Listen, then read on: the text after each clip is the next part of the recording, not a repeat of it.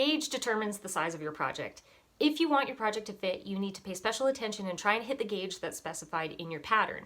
Gauge is simply a calculation of how many stitches across a certain number of inches and how many rows across a certain amount of inches, usually 4 by 4. Patterns will usually give you a range of sizes with measurements in the bust, waist, and hips and the sleeves so that you can pick the size that you want.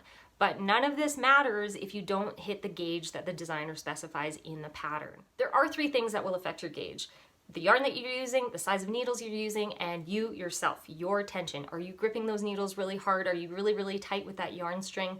Do you make those stitches smaller or do you make them looser? You could use the exact same yarn and the exact same needle size that the pattern calls for, but your tension might actually make the project smaller, wider, longer, shorter. How do you check gauge? Well, you knit a sample swatch, like this.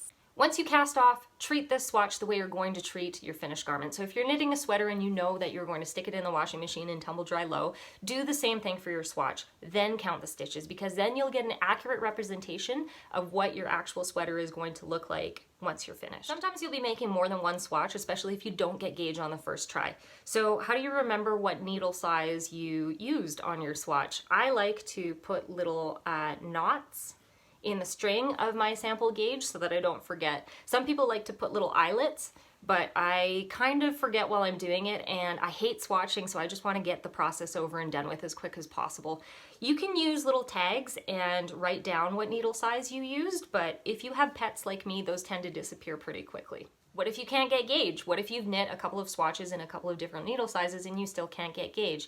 Not the end of the world. You can actually do a couple of simple calculations and apply a factor to the number in your pattern so that you can still achieve what you want to achieve. What I like to do is I come as close as I can to the number of stitches across, and if the row gauge is off, totally fine. I will just use a ratio and apply that to the pattern and make sure that I adjust my pattern for the amount of rows I'm knitting.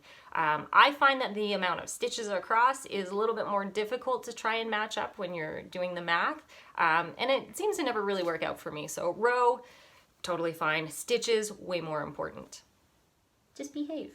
If you shop at Michael's, you'll usually see a swatch above the yarn that you're looking at, and they knit this up for you so that you can see, number one, the gauge, how it drapes, what it looks like, what it feels like, and if it's a variegated colorway, then you have a better idea of how the colors will work out in your finished project. Okay, that's it for gauge, you guys. I hope that helped. Any questions, comment below. I'll see you next time.